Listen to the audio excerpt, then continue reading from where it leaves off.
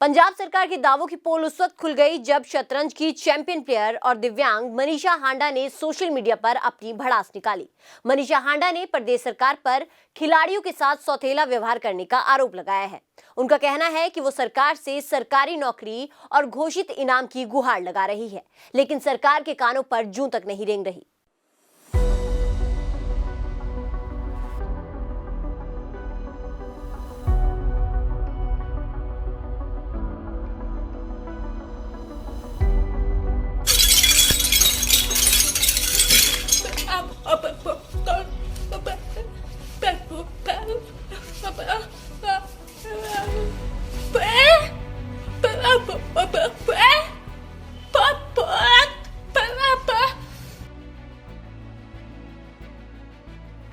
Chess की विश्व champion मलिका हांडा खेल को अलविदा कहने पर सोच विचार कर रही है, क्योंकि वो पंजाब सरकार से काफी खफा है।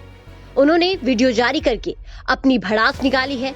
उनका कहना है कि सरकार ने उन्हें नौकरी देने का वादा किया था, लेकिन उसे पूरा नहीं किया गया है। शायद वो गूंगी बहरी है, इसलिए उन्हें इग्नोर किया जा रहा है।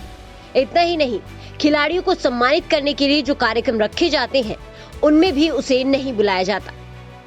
बाकी दिव्यांग खिलाड़ियों को पंजाब सरकार लाखों करोड़ों रुपए दे रही है और जिसने विश्व में देश का नाम रोशन किया, उसे सिरे से नकारा जा रहा है।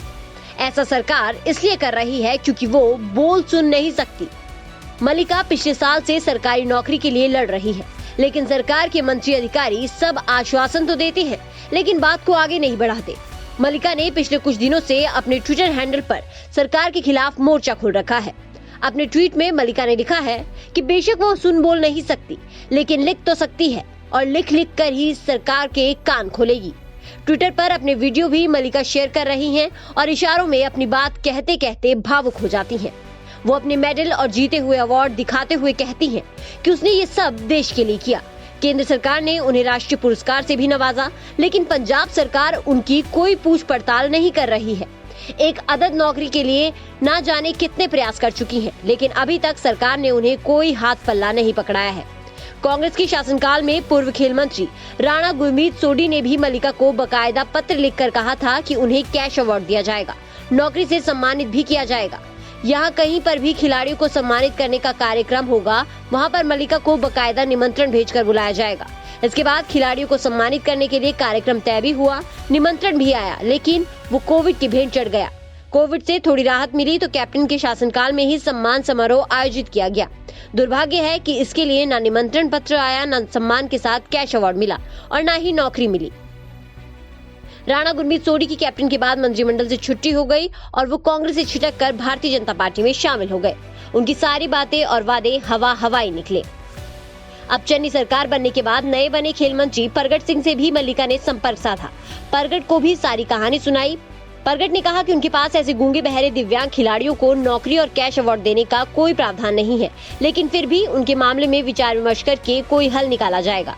मलिका का कहना है कि जब अन्य खिलाड़ियों को नौकरियां उनकी परफॉर्मेंस के दम पर ही दी जा रही हैं, तो फिर उसका केस क्यों स्वीकार नहीं किया जा रहा। वो भी 7 बार नेशनल चैंपियन खेल चुकी हैं और विश्व विजेता रह चुकी हैं। सरकार उनकी अनदेखी कैसे कर सकती है। मलिका ने अपने ट्वीट में कहा कि सरकार उन्हें 5 साल से मूर्ख बनाती आ रही है। जब सरकार ने उन्हें कैश अवार्ड और नौकरी देनी ही नहीं थी, तो फिर निमंत्रण क्यों भेजा गया था। कांग्रेस का पहला खेल मंत्री उन्हें सम्मान के लिए निमंत्रण भेजता है और कोविड के कारण कार्यक्रम रद्द हो जाता है। उसके बाद कार्यक्रम होता है तो सभी को सम्मानित किया जाता है और उन्हें छोड़ दिया जाता है। अब कांग्रेस सरकार के ही नए मंत्री परगट सिंह मिलने पर कहते हैं कि उनके पास सुनने बोलने में लाचार खिलाड़ियों को कैश अवार्ड से सम्मानित करने का, नौकरी देने का कोई प्रावधान नहीं है। उन्होंने कहा कि सरकार उनका मजाक उड़ा रही है। एक तरफ उसी खेल के लिए केंद्र सरकार नेशनल अवार्ड से सम्मानित करती है और दूसरी तरफ राज्य सरकार कहती है कि उनके पास कोई प्रावधान नहीं है। सरकार का ये डबल स्टैंडर्ड है। News desk, daily India news.